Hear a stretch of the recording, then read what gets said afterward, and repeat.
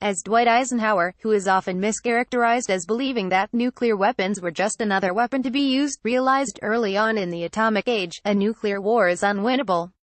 At one National Security Council meeting, for example, Eisenhower said that one thing he was dead sure of: no one was going to be the winner in such a nuclear war.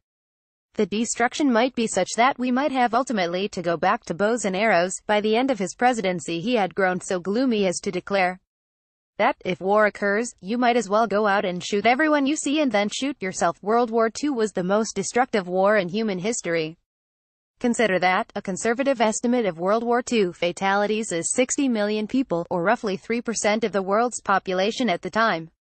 Yet, to an even greater extent than World War I, the outcome of World War II seemed to merely plant the seeds for another great power conflict. The battle lines were drawn when the Soviet Union created an Iron Curtain stretching across most of Central and Eastern Europe, while the United States led an alliance system throughout the western half of the continent. For the next 4.5 decades, military officers in the United States and the Soviet Union would create and tinker with plans to fight a NATO-Warsaw Pact war. For the United States, this meant seeking in vain to offset the Soviet Union's numerical advantages without resorting to nuclear weapons early in a conflict.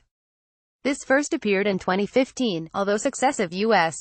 administrations came into office vowing to reduce the role of nuclear weapons in America's military doctrine. This proved impossible before the Reagan administration, when the revolution in precision-guided weaponry offered Washington a way to defeat the Soviet military juggernaut. Recommended 5 Russian weapons of war NATO should fear. Although the Soviet Union's specific war plans, like America's, remains classified, historians have been able to more or less ascertain how the Soviet army would have fought by using archives released by former Warsaw Pact member states like Poland and Czechoslovakia. These reveal that, while Stalin was alive and through the 1950s, the Warsaw Pact maintained an almost entirely defensive posture aimed at protecting member states from a Western invasion. Likely reflecting America's massive nuclear superiority at the time, these war plans did not envision the use of nuclear weapons in any capacity. It was only after Stalin died, and specifically in the 1960s, that the Soviet Union designed new war plans. These were decidedly offensive nature and envisioned a blitzkrieg-type assault that allowed the Warsaw Pact to conquer most of Western Europe in a matter of days. It amazingly sought to integrate the liberal use of nuclear weapons with the Warsaw Pact's formidable conventional military might. Recommended 5 NATO weapons of war Russia should fear. Specifically, the Soviet war planners rightly anticipated that the United States and its allies would resort to the massive use of nuclear weapons early in the conflict. As a result, they hoped to preempt their use in order to protect Soviet and Warsaw Pact territory. Regardless, nuclear weapons were a central part of the Soviet Union's strategy to conquer all of Western Europe.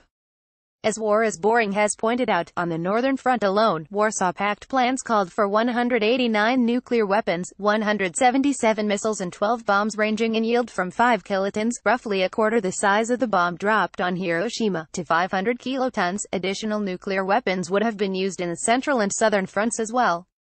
The larger nuclear weapons would be used to destroy major cities in Western Europe, including Hamburg, Bonn, Munich and Hanover in West Germany, Rotterdam, Utrecht and Amsterdam in the Netherlands, and Antwerp and Brussels in Belgium.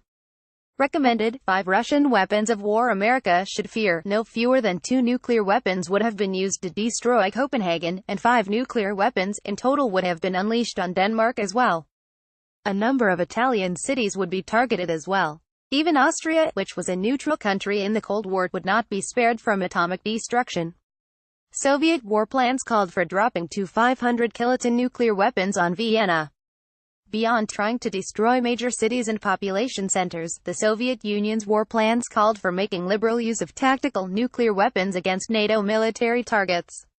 Indeed, according to the Congressional Research Service, the Soviet Union deployed these tactical nuclear weapons at nearly 600 bases, with some located in Warsaw Pact nations in Eastern Europe, some in the non-Russian republics on the western and southern perimeter of the nation and throughout Russia. At the time of the Soviet Union's collapse, it is believed Moscow possessed some 20,000 tactical nukes, and it was likely higher than this in earlier years.